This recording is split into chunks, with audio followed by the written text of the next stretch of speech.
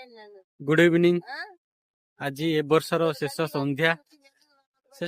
सुधा बर्तमान ड्यूटी बर्तमान सरला गोटे सांग बहुत वर्ष ऑफिस रे आमरी कंपनी काम करतला नमस्कार। आ ना हूँ बालचंद्र कौन ना पो ना हूँ बालचंद्र बहुत दिन आमरी कंपनी रे काम करतला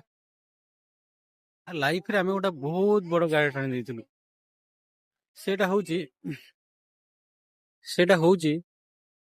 से छोट जते थिला ता बापा माँ मिशनरी धर्म ग्रहण करथिले तापरे जेतेबे से बड़ हैला आम कंपनी रे आसिकी आम कंपनी रे से आसी काम कला परे जेहेतु आमे कटर हिंदू थिलु मो कंपनी रो ओनर जी मो गुरुजी से भी जने कटर हिंदू थिले